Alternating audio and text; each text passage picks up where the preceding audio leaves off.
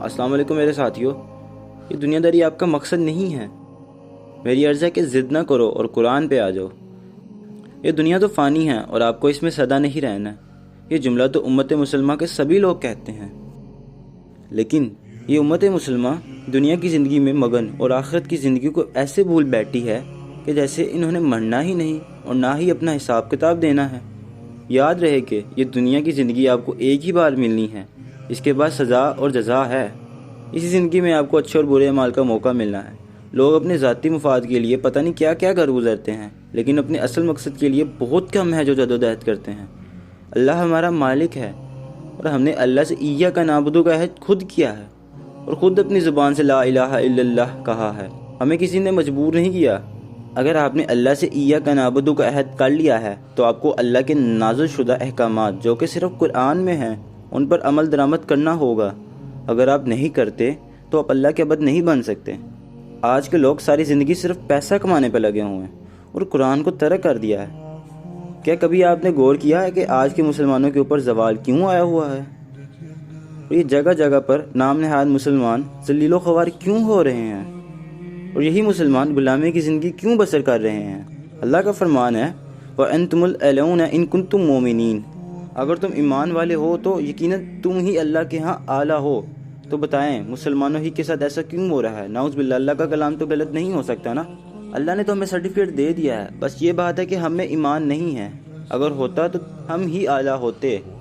اگر ہم قرآن پہ چلتے تو یہ نوبت کبھی نہیں آتی۔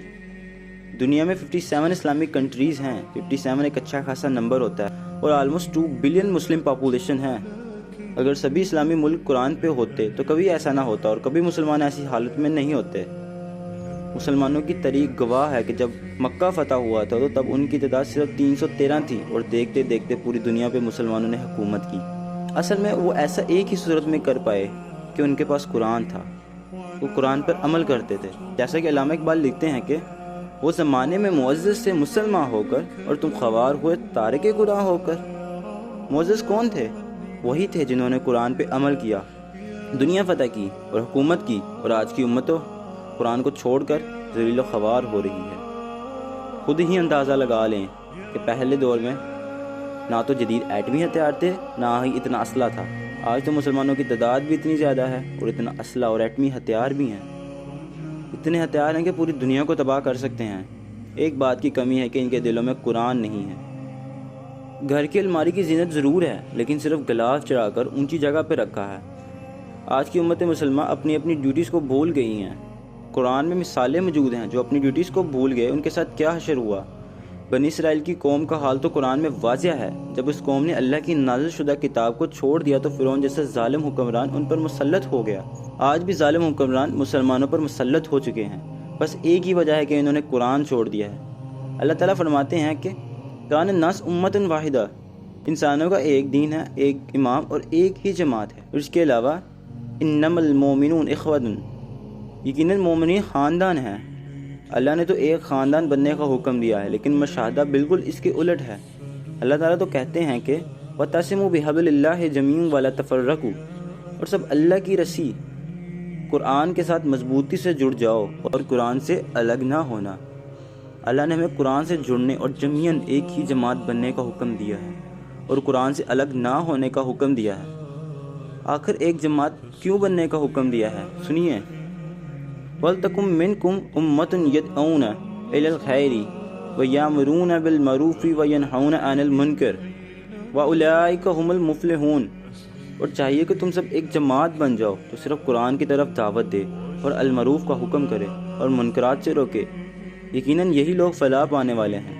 اللہ نے ہمیں کس مقصد کے لیے پیدا کیا اور اس امت مسلمہ کی کیا ڈیوٹیز تھیں اور اس وقت یہ کیا کر رہی ہیں؟ اللہ کا فرمان ہے ایمان ماننے والے تم ہی بہترین گروہ ہو جن کو لوگوں کی اصلاح کے لیے پیدا کیا گیا۔ تم ہی معروف کا حکم دیتے ہو اور منکرات سے روکتے ہو، کیونکہ تم ہی اللہ کو لا شریک حاکم مانتے ہو۔ اللہ نے تو ہمیں لوگوں کی اصلاح کے لیے پیدا کیا ہے، لیکن اب کی اس امت مسلمہ کا حال بالکل ہی الٹ ہے۔ یہ سینکڑوں فرقوں میں بٹ کر آپس میں دستوں گرہباں ہیں، اپنوں کو ہی قتل کر دینے اور لوٹنے پر تلی ہوئی ہے۔ یہ تو دوسروں کی کیا اصلاح کرے گی؟ کسی نے بھی کیا خوب لکھا ہے کہ دل کے پھپھولے جل اٹھے سینے کے داغ سے، اس گھر کو آگ لگ گئی گھر کے چراغ سے۔ وہ لوگ جنہوں کو رہبر بننا تھا وہی رہزنی کرنے لگ گئے ہیں۔ اللہ تعالیٰ تو کہتے ہیں ثم اورثنا الکتاب الذین اصطفینا من عبادنا، پھر ہم نے کتاب کا وارث بنایا جن کو ہم نے اپنے بندوں میں سے چنا تھا۔ امت مسلمہ کو کتاب کا وارث بنایا، اور وارث کتاب کا محافظ بھی ہوتا ہے، لیکن امت مسلمہ نے کتاب کی چوکیداری کی بجائے الٹا اس کو نقصان پہنچایا۔ یاد رہے ایک بات، جس جگہ چوری ہوتی ہے یا کچھ گڑبڑ ہوتی ہے تو سب سے پہلے چوکیدار کا ریمانڈ لیا جاتا ہے، اور ابھی امت مسلمہ کا بھی یہی حال ہے، اس کا ریمانڈ لیا جا رہا ہے، اس کو طرح طرح کے عذاب پہنچ رہے ہیں۔ بات اور یاد رکھیے گا کہ جب تک سانسیں ہیں تب تک اپنے آپ کو درست کرنے کا موقع مل سکتا ہے۔ اگر دوزخ میں داخل ہو گئے تو آپ کو کبھی بھی کوئی بھی نہیں بچا سکے گا، اور نہ ہی وہاں سے کوئی نکال سکے گا۔ وہاں کی زندگی نہ ختم ہونے والی ہے۔